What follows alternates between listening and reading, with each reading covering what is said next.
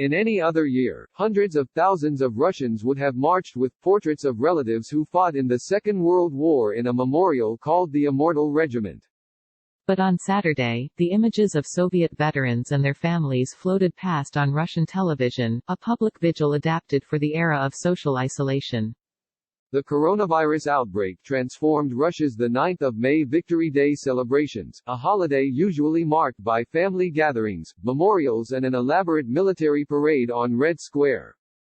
Of course it is hard, it is a real shame, said Svetlana Fomina, an elementary school teacher returning from a shopping trip.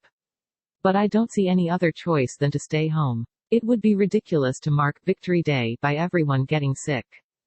Things look very different in neighboring Belarus, where elderly veterans and thousands more viewers packed onto bleachers for the usual military parade.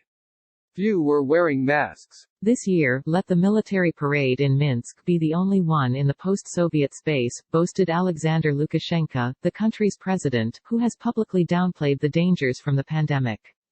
The country has more than 22,000 cases of the disease and has recorded 126 deaths.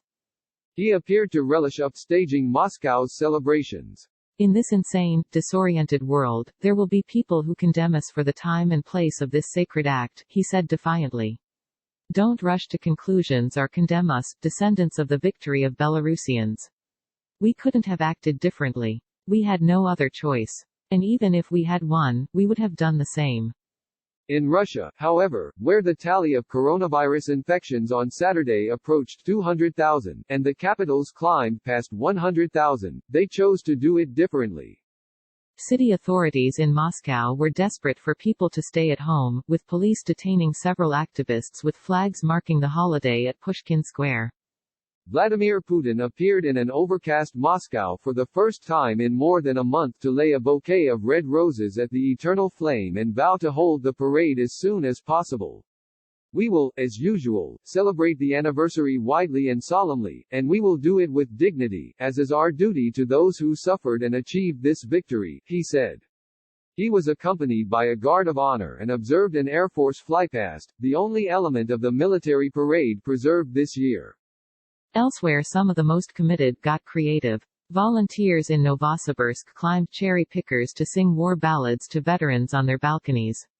News programs urged families to mount images of veterans on their windows and take part in a national moment of silence at 7 p.m., followed by a rendition of the song Victory Day from their balconies.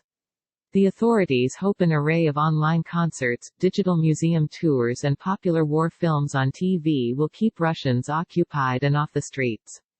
When all else fails, there are always reruns. A sports channels played repeats of Russia's victories at a recent hockey tournament.